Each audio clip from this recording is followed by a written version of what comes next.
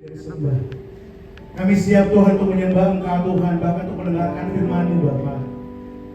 Karena kami percaya firman-Mu pelita bagi kaki kami, yang memberikan kami pengharapan, yang menuntut setiap langkah-langkah hidup kami, dan membuat kami selalu percaya, penuh dengan pengharapan Bapa.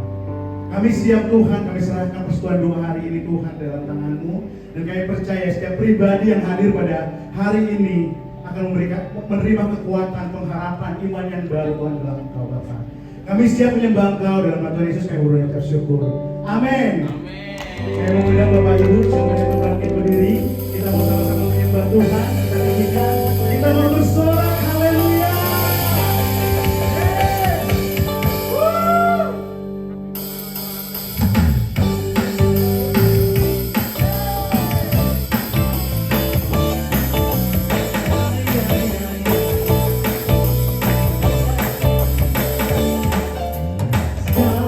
Puji syukur hanya bagimu Tuhan, sebab Kau yang layak dipuja. Kami mau bersorak tinggikan nama-Mu. Haleluya, puji syukur hanya bagimu Tuhan.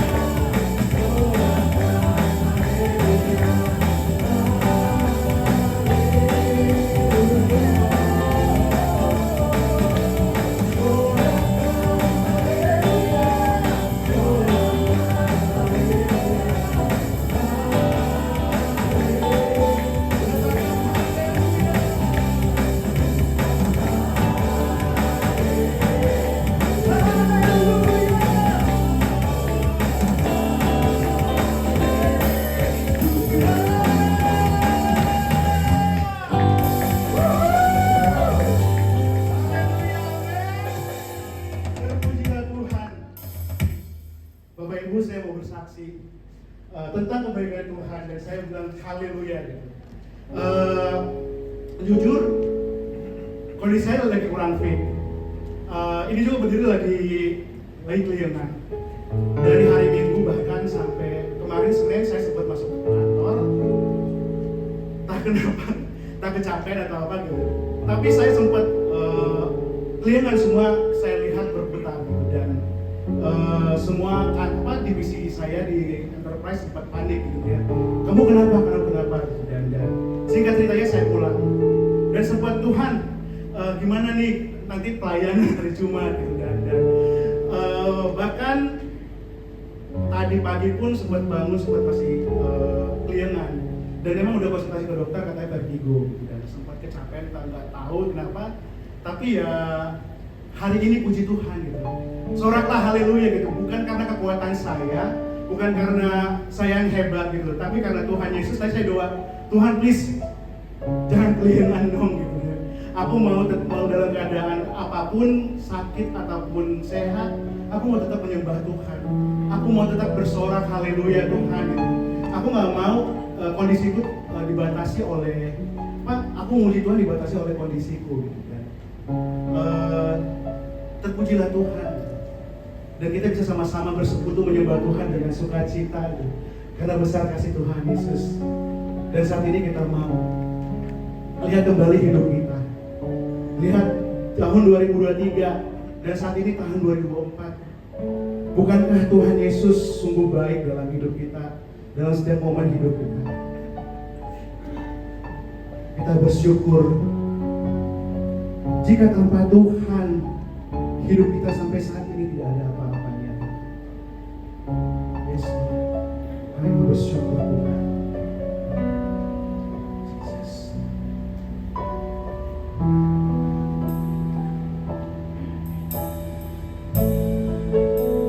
Bersyukur selalu bagi kasih-Mu dalam hidupku.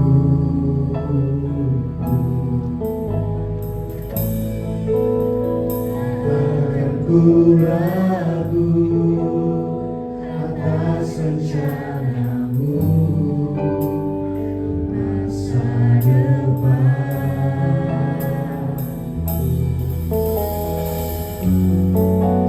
Sebagai Bapa yang baik,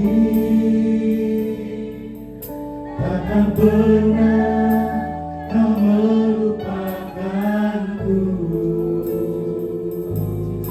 Sebagai Bapa yang sangat baik, takkan pernah Kau meninggalkanku.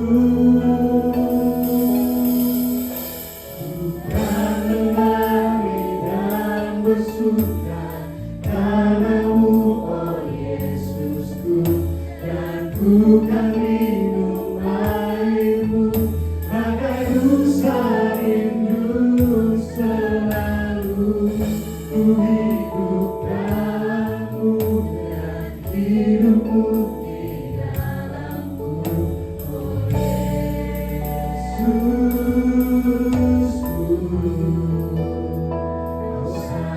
Ku cinta.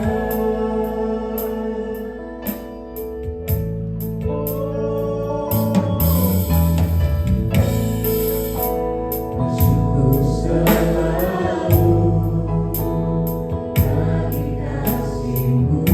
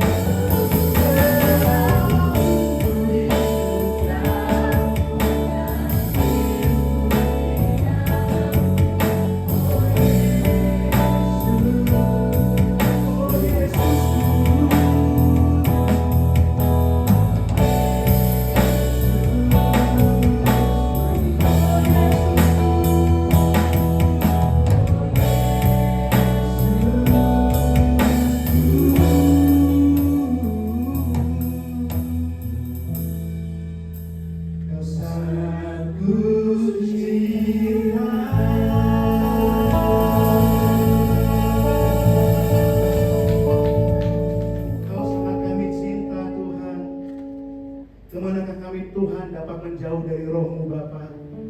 Hanya roh-Mu Tuhan yang menjadi sumber pengharapan kami Tuhan. Hanya roh-Mu Tuhan yang selalu memberikan kami hikmat Tuhan. Hanya roh-Mu Tuhan memberikan kami pengetahuan baru Tuhan, bahkan urapan baru Tuhan. Yes Tuhan, walau tengah badai hidup kami Tuhan, walau tengah proses Tuhan yang Kau izinkan Tuhan, hanya Engkau satu-satunya Tuhan yang senantiasa Tuhan selalu menolong, hadir Tuhan dalam setiap aspek kehidupan kami Bapa. Dan kami percaya kasih-Mu selalu berlimpah dalam hidup kami Tuhan.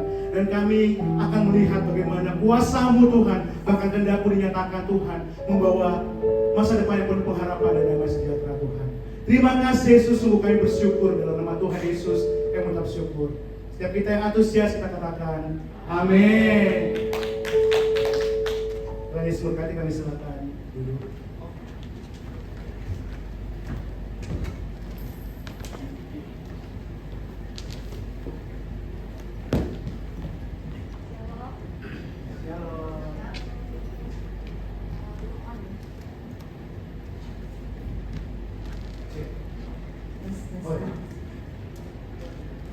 Saya pikir masih mau nyanyi satu lagi tadi.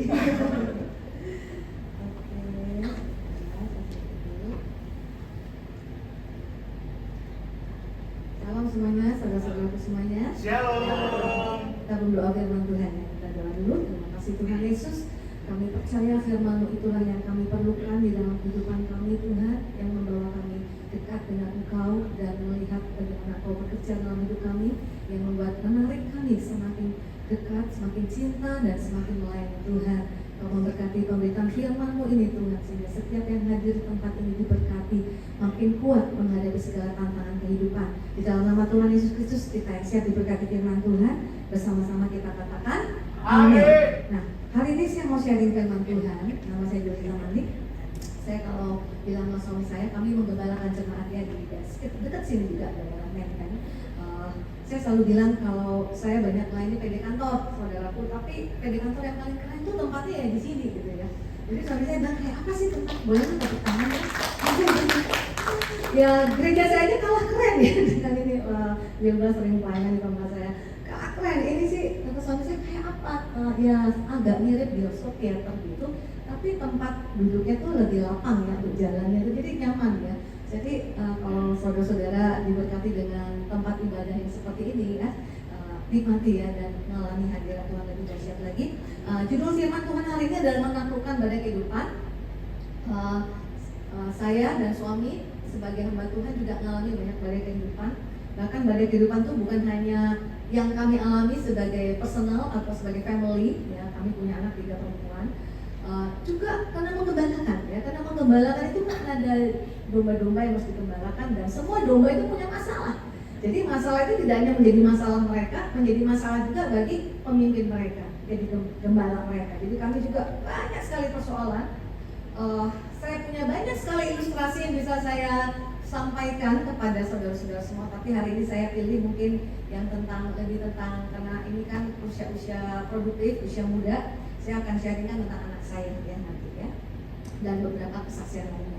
Hidup kita selalu ada badai kehidupan yang sering menjadi persoalan. Kalau orang nggak kenal Tuhan, ada badai kehidupan, persoalan, kemudian give up, itu masuk akal ya, karena tidak ada yang tangan yang kuat yang nopang mereka. Tapi kalau anak Tuhan, percaya Tuhan, ngalami persoalan, kemudian kehilangan harapan, itu ada yang nggak benar ya, makanya paradigmanya harus dibenarkan. Kita lihat kisah orang yang mengalami badai sini, termasuk Tuhan kita, Markus pasal 4 ayat 35. Paradigmanya harus dibenerin dulu.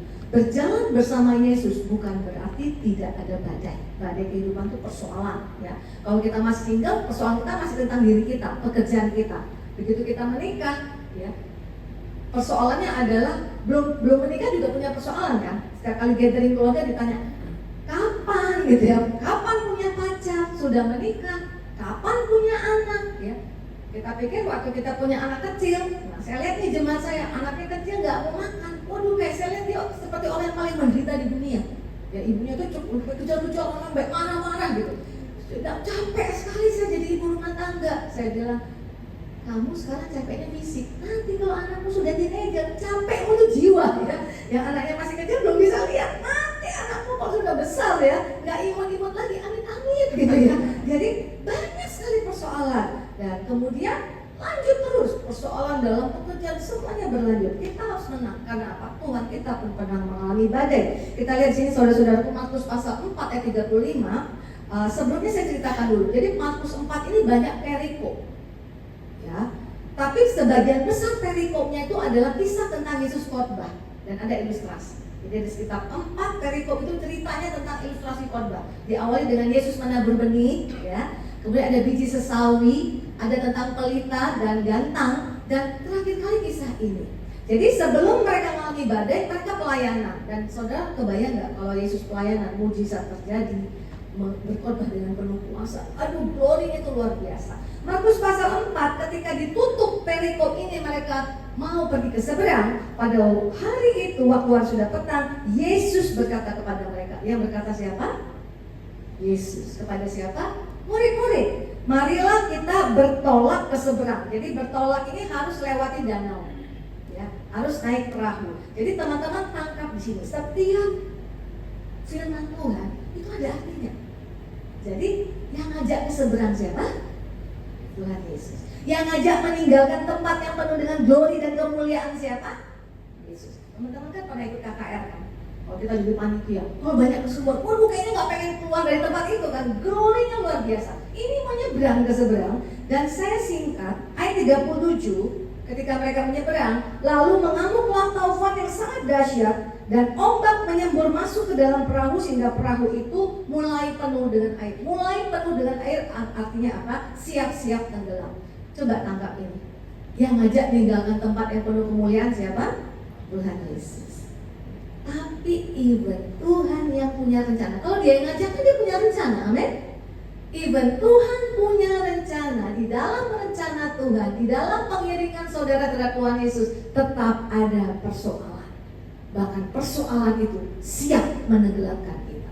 Tapi kan kita udah baca kisah ini. Kita tahu kan happy ending ini saudara-saudara. Artinya Tuhan Yesus bisa buat kita gak tenggelam. Tapi respon manusia ketika menghadapi masalah itu biasanya mau give up. Biasanya marah sama Tuhan. Kenapa saya mengalami masalah ini? Bukan kayak saya mengikut Engkau, saya baca firman Tuhan, saya beribadah, bahkan saya melayani Engkau, saya setia memberikan persembahan. Kenapa semuanya harus terjadi? Respon yang salah bisa membuat teman-teman gak mengalami apa yang Tuhan janjikan dalam kemenangan. Selalu ada janji kemenangan dalam anak-anak Tuhan. Ayat yang sering kita baca dan kita nyanyikan 1 Korintus 2:9. Kalau kita nyanyi ini biasanya gini, apa yang tak pernah dilihat mata. Jadi Tuhan janji, yang dilihat mata apa? Tenggelam. Yang gak dilihat mata gak mungkin lolos. Nah itu nanti diberikan. Jadi janji kemenangan itu adalah apa yang tidak pernah dilihat oleh mata dan tidak pernah didengar oleh telinga, dan yang tidak pernah timbul di dalam hati manusia, semua yang disediakan Allah untuk mereka yang mengasihi Dia.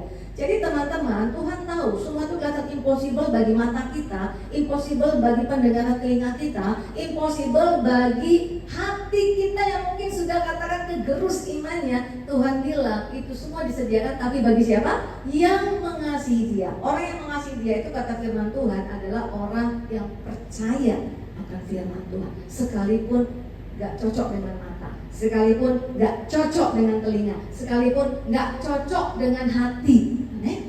Makanya iblis mau curi ketiga hal ini. Dia mau curi apa yang saudara lihat secara rohani, harusnya lihat secara rohani, karena fisik lihatnya tenggelam. Mata rohani harusnya lihatnya lolos ya. Dia mau curi mata rohanimu, telinga rohanimu, hatimu. Dia mau curi semua yang mau Tuhan taruh di sana supaya nggak terjadi atas hidup. Jadi untuk kita lolos dari situ, dan saya kan mau cerita kesaksian, berarti sudah mengalami ya kemenangan. Berarti saudara harus jaga ketiga area itu. Katakan pertama, jaga mata, jaga telinga, jaga hati. Ngomongnya gampang, pelaksanaannya susah.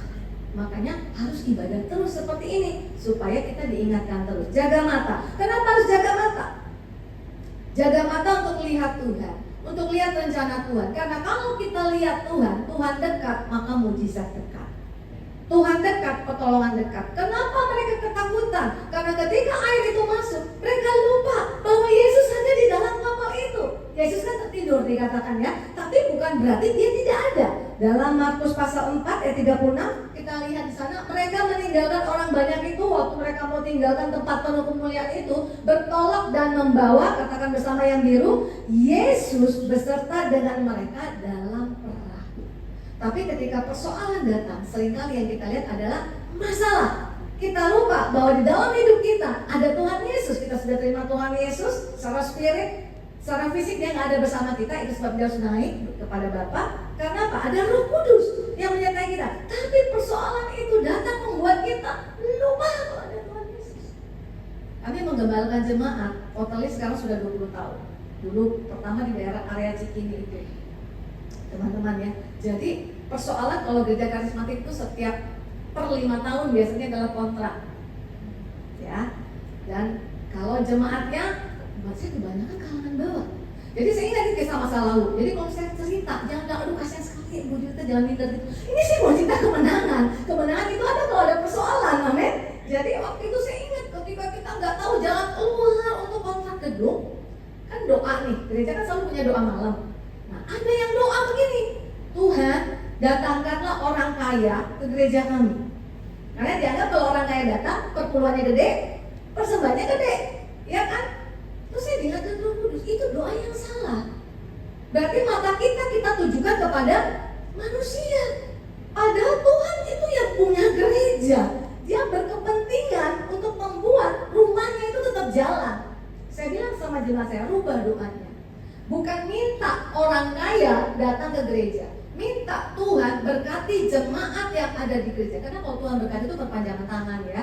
Jadi bukan plok, kalau di surga plok tiba-tiba ada di depan gedung gereja. Enggak gitu, walaupun suka ada cerita-cerita yang agak-agak apa begitu ya. Enggak begitu, itu hanya satu-satu terjadi. Doakan jemaat, pekerjaan, bisnis diberkati dan hati yang takut akan Tuhan, sehingga mereka mengerti ketika mereka diberkati ada bagian bagi rumah Tuhan. Ya benar, kami sudah 20 tahun menggembalakan, enggak pernah kasih proposal ke perusahaan, coba-coba deket-deketin orang. Enggak, orang sederhana pun tetap Tuhan berkati jemaat, tetap ada cara Tuhan untuk memberkati. Jadi matanya harus tertuju kepada Tuhan Yesus. Puji Tuhan saudara. Di Alkitab ada kisah orang yang mau tenggelam, 3 orang yang mau tenggelam dan gak jadi ya. Jadi kita bisa lihat jaga mata, jaga telinga, jaga hati. Jaga mata yang pertama ilustrasinya siapa? Petrus. Semua udah tahu kan Petrus mau tenggelam waktu jalan di atas air. Lihat ini kisahnya. Ini membuat kita bisa semakin mengerti apa sih yang Tuhan mau bilang jaga mata. Matius pasal 14, Petrus ketika mau jalan di atas air, jangan coba-coba ya. Mau ke KKR tiba-tiba banjir bandang gitu, terus teman-teman mau nyebrang jalan, jangan. Kenapa? Dia bisa jalan di atas air karena perintah Tuhan. Yesus yang bilang apa? Datanglah. Artinya Yesus lagi jalan di atas air, murid-murid di perahu. Kan yang paling berani itu kan Petrus kan. Datanglah gitu. Maka Petrus turun dari perahu dan berjalan di atas air. Apa yang bisa membuat dia jalan di atas air? Firman Tuhan. Dan waktu dibilang datanglah, dia lihat siapa? Tuhan yang berfirman. Datanglah. Matanya fokus sama Tuhan sampai dia lupa bahwa dia harus jalan di atas air. Dia berhasil berjalan. Tapi apa yang terjadi? Ayat 30, tetapi ketika dirasanya. Ini ayat menarik. Ya, teman-teman sekarang teman-teman tuh nggak sekolah Alkitab pun, teman-teman bisa mengerti firman Tuhan lebih daripada orang-orang zaman dulu. Karena apa? Sekarang ada konkordansi. Di gadget saudara, download itu konkordansi. Teman-teman bisa lihat ayat asli dalam bahasa Ibrani dan dalam bahasa Yunani, dan kalau bisa bahasa Inggris lebih bagus lagi, saudara akan lebih mengerti arti firman Tuhan. Jadi ketika di Alkitab dikatakan dirasanya tiupan angin, takutlah ia dan mulai tenggelam. Angin itu benar dong dirasa, ya. Tapi kata dirasa ini dalam bahasa aslinya dilihat. Kan aneh ya, kok angin dilihat? Saudara bisa lihat angin? Gak bisa. Kenapa ayat ini berkata dilihat? Something wrong with Peter's eyes. Matanya berubah. Dia rasa angin kan? Rasa angin bertiup, baru dia sadar. Aku jalan di mana? Di atas air. Ada air yang siap menenggelamkan. Dia nelayan. Dia punya pengalaman. Yang namanya orang tuh naik di perahu, gak mungkin jalan di atas air. Jadi pengalaman itu yang bicara sama kita. Ketika aku ada persoalan seperti ini, gak mungkin lolos. Pengalaman semua orang kalau sudah begini pasti tenggelam. Makanya ini yang terjadi. Mata yang lihat Tuhan Yesus jadi lihat persoalan. Persoalan saudara kan banyak nih. Ya. Persoalan kita banyak nih teman-teman semuanya. Itu yang membuat kita jadinya nggak lihat Tuhan Yesus yang bisa membawa kita keluar dari persoalan. Persoalan hamba Tuhan seperti tadi banyak bisa membuat jemaat semuanya ini kalangan marginal. Gimana bisa tetap ini gereja? Apalagi sekarang kan gereja banyak yang modelnya kan hebat seperti ini ya teman-teman. Wah itu kan apalagi di mall. Wah itu jemaat paling senang karena apa? One stop kan, gereja, habis itu nge-mall, habis itu shopping, ibu-ibu ya, anak-anak makan. Jadi baik kita yang gereja-gereja itu kayak walaupun punya jemaat itu sulit sekali untuk bertumbuh. Tapi saya tahu gereja ini ada yang punya Tuhan, tetap harus dibela. Tapi saya lihat selama mata lihat Tuhan, selalu ada jalan keluar. Amin. Jadi kapan matanya mulai kembali kepada Tuhan? Ketika dia berteriak, Tuhan tolonglah. Waktu dia berteriak, Tuhan tolonglah, matanya gak lagi fokus sama persoalannya. Matanya sempat sebentar lihat ya, angin, yang dirasanya matanya kembali ke Tuhan. Saya sebagai hamba Tuhan sangat senang kalau jemaat saya punya masalah. Ibu kok mengerikan sekali gitu ya. Karena saya tahu ketika orang ada masalah, itu yang membuat dia matanya kembali sama Tuhan. Ketika orang gak punya masalah, lupa sama Tuhan. Jemaat saya ada yang kelola pulau di Kepulauan Seribu. Pulaunya ini pulau biasa, tapi mahal sekali. Rate-nya untuk nginap, ya di penginapan yang natural sekali, itu seperti saudara nginap di W Bali. Kebayang nggak? Nginap di W Bali, nah itulah harganya. Padahal itu listrik hanya ada dari jam 5 sore sampai jam 5 pagi karena itu natural mungkin. Jadi kalau mau ngecas tuh di situ, ya. Terus semua sebanyak kok, tapi bule-bule barat, Raja Pangeran Arab, itu pulau bisa pernah disewa 2 minggu untuk survival yang acara variety show itu ya, survival. Waduh orang kaya. Nah dia ngomong begini, kebanyakan orang-orang dari barat yang hidup di sini gak percaya sama Tuhan, ateis. Kenapa? Swiss apalagi. Nyaman sekali negara, nggak kerja pun dapat tunjangan, nggak takut tuh, nggak kayak kita kan. Besok masih kerja nggak ya? Apalagi kalau udah mulai PHK, kapan giliranku ya? Akibatnya orang datang sama Tuhan, membuat matanya tertuju kepada Tuhan. Dan Tuhan katakan dalam Mazmur 32, what you see is what you get. Lihatnya pakai apa? Jangan pakai mata jasmani. Lihatnya pakai mata rohani, mata Tuhan. Mazmur 30 ayat 8, aku hendak mengajar dan menunjukkan kepadamu, akunya mulut besar, jalan yang harus kau tempuh. Aku hendak memberi nasihat, dinasihati. Mataku tertuju kepadamu. Jadi kalau mataku tertuju kepadamu itu banyak orang membayangkan seperti anak ditimang-timang. No, kita harus jadi Kristen dewasa. Dalam terjemahan bahasa New King James Version dikatakan, mataku tertuju kepadamu, I will guide you with my eye. Mata siapa? Tuhan. Tuhan lihatnya apa? Lihat kepada firman, masa depannya indah, penuh harapan. Itu yang Tuhan lihat. Amin. Waktu Lot sama Abraham, kan Lot pilih duluan, artinya dia udah dapat yang terbaik. Tapi ketika Abraham memilih, itu yang dipilih Tuhan, yang dilihat Tuhan, tidak yang terbaik. Sodom dan Gomora itu subur sekali teman-teman. Even dia tidak dapat yang paling subur, tapi kalau dia lihat pakai mata Tuhan, masa depan yang luar biasa. Mungkin teman-teman kayak ketinggalan gitu dari kalangan saudaraku. Kau merasa ikut Tuhan kayak nggak ada terjadi apa-apa dalam hidupmu. Selama engkau tinggal dalam Tuhan, pastikan dalam perahu apapun, keluarga, perahu pekerjaan, perahu kehidupanmu ada Tuhan Yesus. Maka yang Tuhan lihat selalu dalam hidupmu, tidak pernah ada rancangan kecelakaan. Even itu kelihatan mata kita lihat kegagalan, di dalam Tuhan tidak ada rancangan kecelakaan. Setuju katakan amin. Nah teman-teman, kemudian jaga telinga. Ini berkolaborasi, ya, tidak berdiri sendiri. Jaga telinga. Kenapa? Telinga kita harus listen to God's word. Karena kalau firman dekat, mujizat itu dekat. Dan Tuhan jamin kalau firman itu ada dalam hidupmu, dia sangat dekat. Bahkan lebih dekat dari orang yang terdekat sekalipun. Karena firman Tuhan dalam Roma 10 ayat 8, tetapi apakah katanya? Ini, firman itu dekat kepadamu, yakni di dalam mulutmu dan di dalam hatimu. hatimu. Itulah firman iman yang kami beritakan. Begitu dekatnya, termasuk orang yang satu. Saya bilang sama jemaat saya, ngerti nggak ngerti baca firman? Kan kalau kita baca firman kan kita suka mesti kayak imamat kan. Ada sendok, piring, mangkok. Aduh, 12 suku, 12-nya sama. Kita kan ini orang teknik kan. Saya dulu kuliah di TB soalnya. Saya bilang gini sama Tuhan, Tuhan kenapa nggak gini ya? Buat suku Ruben, bla bla bla bla bla bla. Dan 11 suku sisanya, gitu ya, adalah pemberian yang sama gitu kan. Kan kita nggak tahu kan di awal, karena kita bikinnya kan pakai gaya zaman sekarang. Tapi saya renungkan kembali, kenapa Tuhan harus detail? Ngomongnya sama ke setiap suku. Karena bagi setiap suku itu ada berkat secara spesial yang harus diucapkan oleh Tuhan. Jadi saya bilang, seenggak ngertinya, kalau itu ada di dalam hidupmu, maka Tuhan bilang itu dekat kepadamu. Setiap saat kau membutuhkannya di dalam titik terendah sekalipun bisa dimunculkan. Itu yang namanya dekat. Itu yang namanya listen.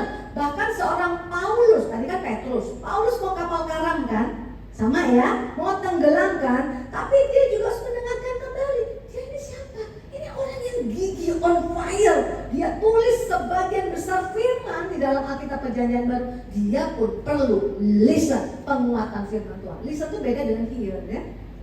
Hear itu dia sekali dengar. Kalau listen itu berkumandang, ya berkumandang dalam kita. Matius pasal 14 ayat 23. Karena tadi malam seorang malaikat dari Allah, ini kisah Paulus, yaitu dari Allah yang aku sembah sebagai miliknya, berdiri di sisiku ayat 24 dan ia berkata, jangan takut Paulus. Malaikat dari Allah tentu menyampaikan pesan daripada Allah, messenger, God's messenger, ya. Even bagi seorang Paulus perlu kata-kata jangan takut. Ini pemberani nih Paulus ini. Tetap butuh pendengaran lagi oleh firman Tuhan. Tetap butuh dikuatkan lagi oleh firman Tuhan. Makanya teman-teman jangan cuma andalkan gereja sebagai sumber pendengaranmu akan firman Tuhan. Saat itu tadi seperti saya katakan, teman-teman sini udah pernah dengar kesaksian saya ya, waktu dulu saya tertolak-tolak lagunya sebagai artis rohani, udah terpuruk di lantai kamar saya menangisi, menyesali, seandainya dulu, tapi tiba-tiba itu namanya firman itu begitu dekat dalam hati kita. Saya pernah baca firman itu, tapi tidak pernah sebagai sesuatu yang spesial. Tapi tiba-tiba ayat itu berkumandang di telinga saya, bersama aku engkau akan lompat tembok. Kenapa ayat itu perlu keluar? Karena saya menghadapi tembok yang dibangun dunia ini. Kalau engkau nggak terkenal, engkau nggak bisa jadi berkat. Kalau lagumu cuma udah jadul-jadul ya, nggak mungkin jadi berkat. Kalau engkau makin tua, saya ini cukup kos-kosan lah naik sampai lantai 3 ya. Karena tahun ini saya 58 tahun teman-teman. Dulu dari umur 40 tahun saya bergumul sebagai penulis lagu rohani dan artis rohani. Tambah tua kan teman-teman. Saya punya tembok yang selalu saya lihat setiap kali kesaksian pujian. Apalagi kalau saya bersama dengan orang-orang yang umurnya masih muda. Saya melihat hidup saya sebagai pelayan Tuhan no hope. Sampai saya bilang sama Tuhan, kenapa engkau harus panggil aku sebagai seorang yang bergerak di puji-pujian, artis rohani, lagu rohani, sementara talenta aku begitu sedikit.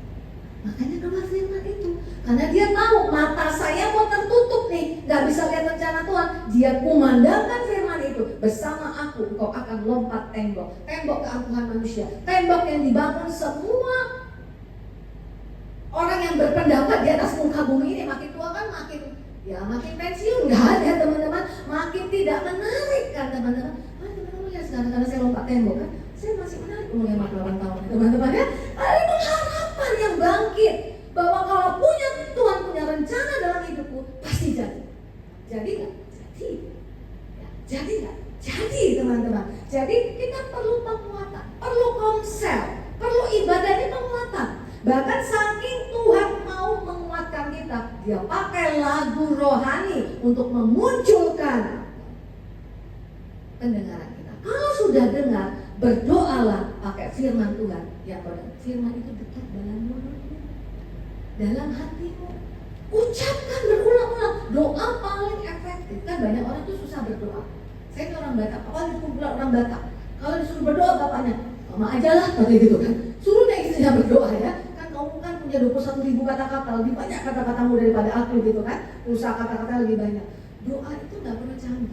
Kalau teman-teman mau doa yang penuh kuasa, berdoa seperti firman Tuhan yang didengarkan kepada. Ucapkan, ingatkan Tuhan. Tuhan suka diingatkan, bukan dia lupa. Karena kalau kita mengingatkan dia, itu seperti orang yang percaya penuh kepada firman Tuhan.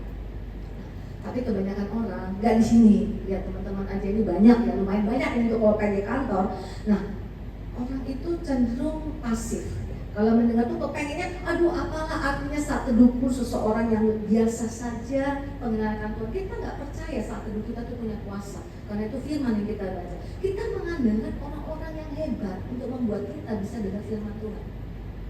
Bukan masalah orang yang hebat, masalah telinganya mau dengar atau enggak. Coba lihat di sini ya. Kita lihat Markus pasal 4 kita bacanya kan lompat-lompat. Di ayat 1, di ayat 1. Tadi kita udah baca 30-an, ayat 30. Pada suatu kali Yesus mulai mengajar di tepi danau, maka datanglah orang banyak yang sangat besar jumlahnya. Dan orang yang banyak ini, mungkin teman-teman membayangkan yang lewat danau ini cuma perahu Tuhan Yesus. No. Kalau kita baca sampai akhir, kita lihat perahu-perahu lain pun ikut. Saking kepengen dengar Yesus khotbah. Tapi semuanya nggak percaya waktu ada badai bahwa mereka akan luput dari badai. Jadi jangan kejar-kejar hamba Tuhan. Ini Tuhan Yesus yang udah khotbah. Nggak ada yang lebih hebat lagi Tuhan Yesus khotbah kan? Karena saya lihat sekarang, karena saya gembala, saya ngerti jemaat itu ada perubahan. Kalau ada khotbah yang ngetop di YouTube, memang khotbahnya bagus. Saya bukan saya anti, bukan. Tapi dilihatnya gembalanya kan, sederhana, khotbahnya sederhana. Nggak ada orang hebat yang seperti pengkhotbah yang lagi dipakai Tuhan. Akhirnya apa? Gerejanya pindah. Dan di mana hamba Tuhan itu khotbah, dia ikut. Jadi jemaat nomaden. Itu adalah perbuatan yang teman-teman tidak boleh lakukan. Siapapun gembala, Tuhan janji berkat itu turun dari atas ke bawah. Gembala kita sesederhana pun, itu payung kita untuk terima berkat dari Tuhan. Yesus sudah mengajar. Siapa yang lebih besar dari Yesus? Tidak ada. Tapi tidak membuat seorang pun bisa listen. Kenapa? Cuma memuaskan keinginan, pengen dengar, waduh pokoknya ada pengalaman, tapi hanya berhenti sampai situ. Yang listen tuh mau sesederhana pun, main teman di konser, kayak tadi ya, kesaksian gitu ya. Tapi kita lihat, oh luar biasa sekali Tuhan ya. Itu yang kita listen. Amin. Kalau kita melayani Tuhan, Tuhan kasih kekuatan. Nah, saya kan tulis lagu Bapa yang Kekal sebelum saya masuk jaga hati. Saya udah dengar, makanya saya bilang, ada orang nggak mau baca firman Tuhan, Tuhan masih penuh kasih dan kemurahan karena dia selalu mau datang mau menyelamatkan kita. Dia pakai lagu. Lagu saya ini teman-teman. Bahkan kalau teman-teman cari di Spotify, saya nyanyikan aja nggak ada. Karena sebelum ada era Spotify, label yang merekam saya itu udah quit ya kan udah nggak ada lagi zaman CD kaset terhempaskan dengan MP3 kan. Tiba-tiba masuklah era Spotify dan saya nggak terlalu ambisi juga. Jadi kalau orang cari Junita Malik di Spotify yang keluar sih khotbah, bukan nyanyi. Tapi kalau teman-teman cari Bapak yang Kekal, banyak. Saya sudah banyak dengar cerita dari lagu ini yang sudah belasan tahun lalu saya dengar, sampai sekarang saya masih dengar terus.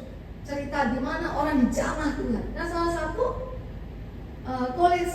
calling teman-teman yang karena saya berani saksikan karena waktu selesai khotbah di yang Jalan Riau, ibu ini bersaksi. Dan dia bersaksi depan orang-orang. Dia bilang begini, oh ibu saya baru tahu kalau ibu yang tulis lagu ini. Nah percayalah kalau ada orang ngomong begitu itu udah ke 100 kali saya dengar. Saya baru tahu ibunya karena begini. Tapi pengalaman dia lucu gitu ya. Dia tuh kepengen pasang hidup. Ibu ini cerita dia kepengen pasang hidup karena dia anak tunggal. Jadi dia nggak mau cari pacar, dia mau cari suami. Tapi waktu dia dengar Bapak yang Kekal itu membuat apa? Dia dengar Tuhan itu kan Bapak yang baik. Kalau aku minta, dia pasti. Kalau aku cari, kalau aku ketuk pintu, dia pasti jawab. Jadi matanya tertuju kepada Bapak. Amin. Sama persis ketika saya nulis lagu itu, belum terjadi apa-apa, tapi Tuhan suruh lihat Bapak yang kekal, Bapak yang baik, bukan cuma Tuhan, Bapak. Yang udah nikah pasti ngerti ya, yang namanya Bapak, Ibu, pasti banyak yang terbaik. Jadi dia menceritakan kesaksian yang belum pernah saya dengar. Dia berdoa, dia mencari dan menuntut kepada Bapak, minta soulmate, minta suami dengan segala kriterianya begitu, banyak kriteria 5. Teman-teman tahu nggak? Tapi bukan masalah. Yang saya lihat apa yang membuat dia berbeda? Mata dia tertuju kepada Bapak dan dia listen. Jadi jangan tidur, oh iya ya aku belum punya pasangan hidup, jadi aku mau berdoanya kayak gitu juga gitu ya. Selama kita nggak punya trust, listen, Jangan tiru-tiru kesaksian orang lain. Minta sama Tuhan, Tuhan aku mau listen, aku mau dengar apa yang mau kau janjikan di dalam hidupku.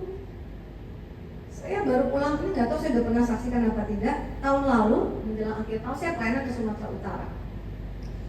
Selesai ibadah tuh biasanya saya langsung dibawa keluar, ya supaya nggak tercekat. Ini geritunya gede sekali, supaya nggak dicegat gitu sama barisan yang mau foto. Karena kalau orang di Sumatera Utara itu satu orang foto nggak cukup sekali, dia cek dulu di HP-nya, nggak bagus minta lagi, sekali lagi lah gitu kan.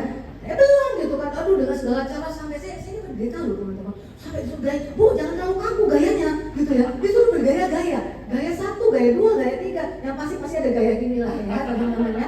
Nah jadi saya waktu ke Badan tadi saya udah dibawa ke ruang hamba Tuhan. Tiba-tiba ada yang ngerobos. Berarti kalau nerobos itu udah mentalnya kuat sekali. Wah ini saya lihat ibu cantik, ini mentalnya kuat sekali untuk nerobos, pasti mau foto. Saya udah berdiri mau fotoan, terus dia bilang begini, ibu boleh nggak saya peluk?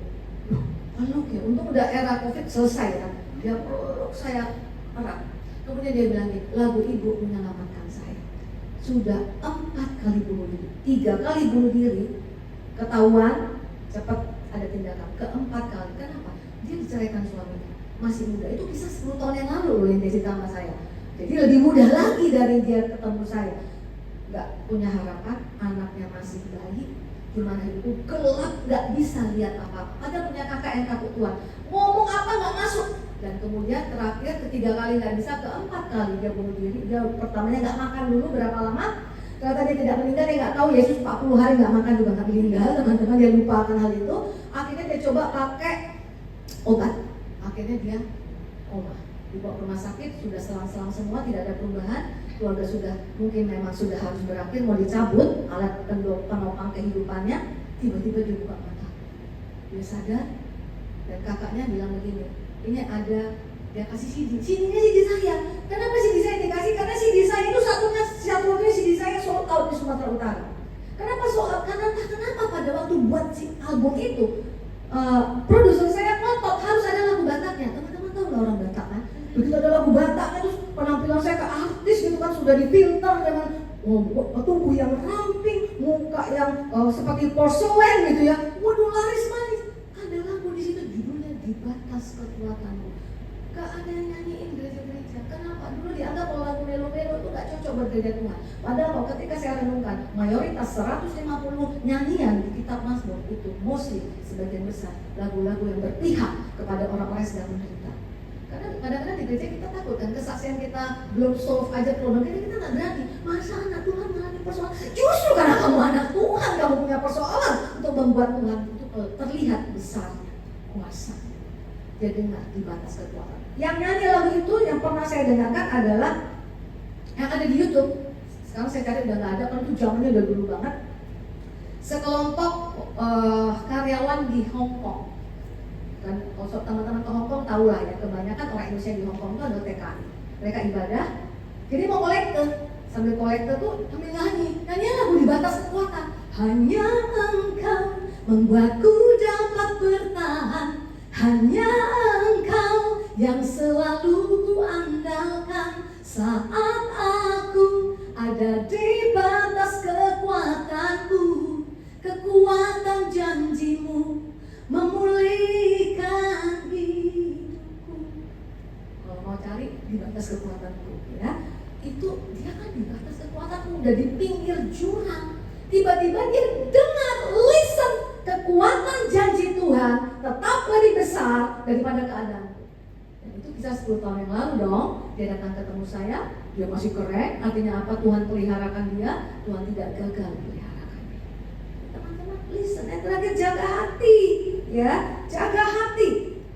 Dikatakan di sini, mereka berkata secara singkat, Engkau tidak peduli kalau kita binasa. Markus pasal 4. Mereka bangunkan Tuhan Yesus. Perkataan yang menurut saya, kalau saya manusia ini dan saya mau melakukan apa yang Tuhan Yesus lakukan, saya pasti akan sakit hati. Kau tidak peduli kalau kita binasa. Binasa apa? Tenggelam. Kalau Tuhan Yesus mau jawab, dia bilang begini, kau bilang kau tenggelam, aku gak peduli. Seluruh dosa manusia ini aku tanggung. Aku rela jadi kutuk. Bukan hanya persoalanmu, seluruh manusia segala abad di dunia ini yang pernah ada di muka bumi ini, segala kutuk itu ditanggungkan atas. aku rela terpisah dari Bapa. Jadi dalam kitab Roma diungkapkan lagi, sedangkan Allah Bapa rela memberikan anaknya kepada kita, apalagi persoalan kita. Jangan give up Bapak Ibu Saudara, amin. Masih ada Tuhan, jaga hati. Kita lihat, jaga hati gimana? Bersyukur. Mulai start harimu dengan bersyukur. Belum selesai persoalanmu bersyukur. Lihat bagaimana Yunus itu udah benar-benar tenggelam, tapi di dalam perut ikan. Dia kan tadi tukang menggerutu nih, gak puas. Apa yang dia lakukan di perut ikan? Dia menaikkan syukurnya. Dia katakan, tetapi aku dengan ucapan syukur akan kupersembahkan korban kepadamu. Apa yang kunazarkan akan kubayar. Keselamatan adalah dari Tuhan. Ini keputusan yang tepat karena dia bersyukur bukan ketika dia sudah keluar dari persoalan. Dia bersyukur dia masih ada dalam persoalan dan dia tidak tahu apakah dia akan keluar atau dia mati, tapi dia katakan aku bersyukur. Ketika kita bersyukur untuk apa yang ada di hidup kita, untuk pekerjaan kita seberat apapun tantangannya, tantangan dalam keluarga, itu artinya apa? Syukur itu selalu menghasilkan breakthrough. Dan syukur itu membersihkan. Karena Yehuda, praise harus membaca, mengeluarkan segala kerikil-kerikil, batu-batu, semak-semak yang ada di dalam tanah untuk siap dibajak dan ditaburi benih yang siap berbuah. Jaga telinga, jaga mata, telinga dan hati. Saya mau akhiri dengan kesaksian dengan anak saya. Dulu anak saya pernah saya saksikan di sini ya. Jadi anak saya yang pertama ini ya. Anak saya yang pertama ini kan dulu kuliahnya di ITB. Dan bagi keluarga kami, kalau ada orang masuk di ITB udah bukan sesuatu wow, udah bukan gitu lagi. Karena apa? 10 anggota keluarga kami plus 1 mertua saya yang laki-laki, itu semuanya kami dari ITB. Jadi kalau masuk ITB itu nggak ada sesuatu yang wow. Tapi kalau nggak lolos dari ITB itu baru wow gitu ya. Karena apa? Semua orang bisa survive, kok kamu nggak? Nanti waktu itu sudah nggak bisa survive, sudah telat juga lulus. Tapi makanya saya bilang sama teman-teman, miliki orang-orang lain. Kalau kau nggak punya dalam keluargamu, karena dia punya kami sebagai orang tua yang nopang. Ingat kisah orang lumpuh nggak bisa jalan, tapi punya teman yang bisa topang, itu bisa membuat orang itu ketemu Tuhan dan mengalami Tuhan. Anak saya ini udah hopeless, ya. Tapi dengan kesetiaan orang tua dan teman-teman di gereja yang topang, dia bisa lulus. Kan biasanya 4 tahun lulus, dia lulus 6 tahun. Dia kerja, ya kalau udah lulus 2 tahun terlambat itu kan kurang bisa berkompetisi dengan orang lain. Dan dia merasa aduh dia tidak terima bekerja, tapi itu anak selalu ngeluh-ngeluh. Dia nggak bisa lihat Tuhan dalam rencana kehidupan. Walaupun kita selalu ngomong dan kita selalu mendekatkan dia kepada Tuhan. Ya, ingatkan. Dan kemudian dia kerja dan dia memilih untuk tetap tidak tinggal in the cost gitu ya, karena rumah kami Jakarta Timur cukup jauh. Dia kerja di daerah Kuningan. Kenapa? Kalau aku pulang, aku masih ketemu papa mama. Seberat apapun persoalanku, aku masih bisa cerita dan aku dengar firman Tuhan. Karena dia nggak mau cari firman Tuhan sendiri. Tapi puji Tuhan masih punya orang tua yang ngasih firman. Kasihkan cerita dan kemudian berlalu dan akhirnya dia kepengen sekali kerja di luar negeri. Dia pengen kerja di luar negeri, nggak tercapai dengan usahanya sendiri. Saya bilang, nak, dekatkan dirimu sama Tuhan. Karena Tuhan yang punya rencana, Tuhan paling tahu waktu yang tepat. Akhirnya singkat cerita dia keterima. Karena saya mau ceritain sudah dia diterima. Dia terima di sebuah perusahaan e-commerce, ya. Di sini juga ada toko Orange itu di Singapura. Ternyata badai baru menghadap teman-teman. Menurut saya agak resist ya di sana. Apalagi kalau sesat di Singapura itu kebanyakan itu Chinese, ya. Termasuk ke Chinese Indonesia pun mereka agak resist kalau menurut saya. Apalagi kalau yang matanya belok gitu ya. Jadi apalagi image Indonesia tuh kayak kalau orang pergi ke Singapura mayoritas jadi TKI. Jadi kita tuh kayak bangsa TKI. Saya selalu bangga sama TKI. Teman-teman kalau mau di imigrasi, ya itu sudah ditulis.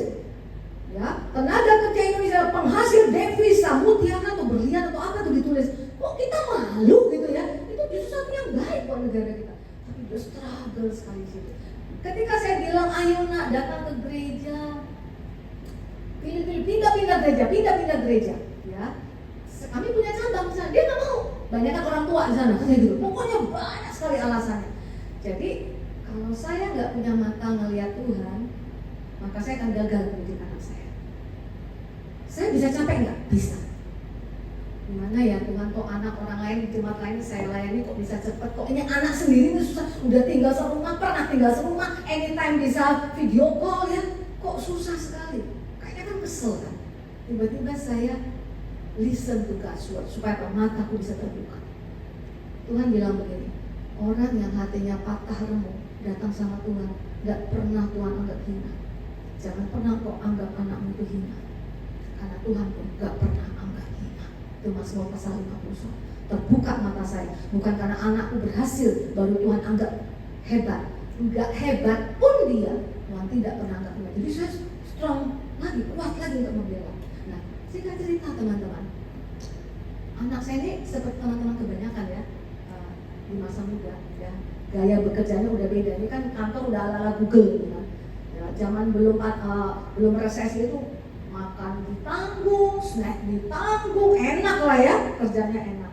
Nah kemudian masuk masa resesi banyak PHK, dia nggak di PHK, tapi dia melihat teman-teman itu nggak mau gaul sama dia, apalagi kalau yang China mainland nggak bisa bahasa Inggris, dia merasa outsider gitu, bergumul sekali. Disuruh ke gereja nggak mau, disuruh melayani Tuhan nggak mau, supaya punya teman-teman yang bisa backup. Tapi dia anak zaman sekarang selalu lihat Twitter, trend, lalu lihat berapa orang yang kasih komen kepada orang itu. Dia lihat ada mantan alumninya itu yang gereja di sebuah gereja, saya mau nge-rekel, dia buat di Twitter, bersaksi di Twitter, itu ternyata bisa menjangkau orang. Nah ini dulu kakak kelasnya waktu di ITB. Terus saya bilang gini, coba aja tanya sama kakak itu dulu gerejanya di mana, gitu ya. Ditanya, ternyata datang lagi ke gereja yang banyak orang tua itu. Tapi dia jadi mau kenapa dia listen sama temannya, itu membuat dia bisa dia dalam masa usia mau keluar dari nest ya. Singkat cerita dia mulai tapi masih struggle.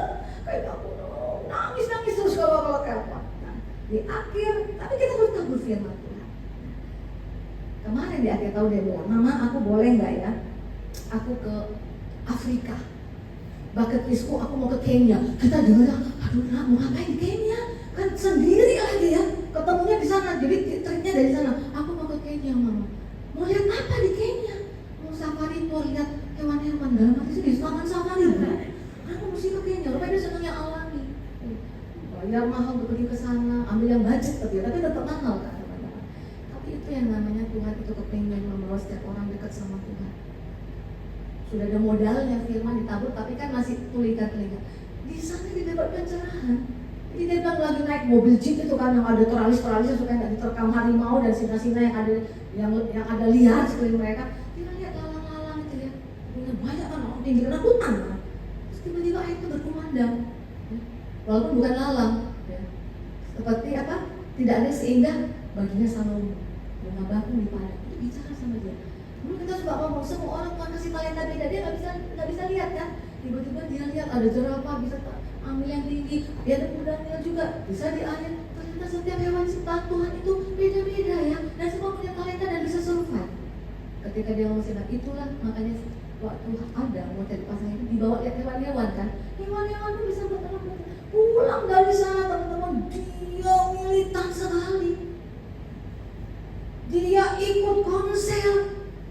Dia yang nggak pernah bisa kami bayangkan bertahun-tahun, nggak bisa kami lihat, nggak bisa kami dengar, nggak bisa timbul dalam hati terjadi karena pergi ke Afrika. Coba tuh. Jadi nggak bisa ditangkap di sini, Tuhan tangkap di mana? Itulah Tuhan kita. Dia mau supaya kita nggak tenggelam. Saya ceritakan ini apa supaya teman-teman itu ngerti arti ibadah. Kau ketemu Tuhan. Kemarin aku nggak bisa konsel mah, tapi aku jadi datang ke doa malam. Ketua konsel aja nggak datang ke doa malam. Jadi akhirnya saya bilang bagus kan. Jadi saya bilang jangan dibawa persoalan seberat apapun. Saya bilang sama dia, ini anak gimana nggak bisa bersyukurnya pada dia masuk hackathon. Teman-teman hackathon kan, hackathon Singapura. Dia masuk final, nggak bisa membuat dia lihat rencana Tuhan. Nggak jadi juara, ikut lagi, terpilih lagi. Jadi saya bilang ada satu rencana Tuhan dalam hidupmu, jangan main-main. Ada talenta dipercayakan. Sekarang dia bisa lihat Tuhan. Hari ini saya ceritakan kepada teman semuanya. Ada ayatnya, jaga mata, telinga, hati. Persoalanmu beda sama persoalanmu, tapi Allah kita adalah Allah yang sama. Mari kita berdoa. Terima kasih Tuhan Yesus, Kau Allah yang selalu meluputkan kami dari badai, bahkan yang siap menenggelamkan kami. Kau tidak akan biarkan kami jalan sendirian. Pegang tangan kami, dan setiap persoalan kami menang bersama Kau. Di dalam nama Tuhan Yesus kita sudah diberkati, bersama-sama kita katakan amin. Kita langsung tutup ibadah. Saya ajak semuanya untuk bangkit berdiri. Terima kasih Tuhan yang dahsyat luar biasa. Jika kami juga mempersembahkan sebagian dari apa yang Kau berikan kepada kami, juga Engkau berkati, Engkau lipat gandakan dan berkati semua teman-teman yang mempunyai hati untuk memberi, yang belum bisa memberi juga Engkau topang. Pada suatu saat juga mengerti bahwa ada berkat yang sengaja Tuhan taruh dalam hidup kami untuk kami bisa jadi berkat bagi banyak orang, dan kami akan lanjutkan aktivitas kami. Kami siap terima berkat daripada Tuhan. Kita angkat tangan kita. Seberat apapun persoalan kami tahu ada yang membela kami, dan kami siap terima berkat kasih karunia daripada Allah Bapa di dalam nama anak yang tunggal Tuhan Yesus Kristus. Penyertaan yang selalu baru daripada Roh Kudus menemani kami, menyertai kami, menguatkan kami sepanjang hari ini, bahkan sampai Maranatha dan bahkan sampai selama-lamanya. Yang percaya pasti menerima, dan bersama-sama kita katakan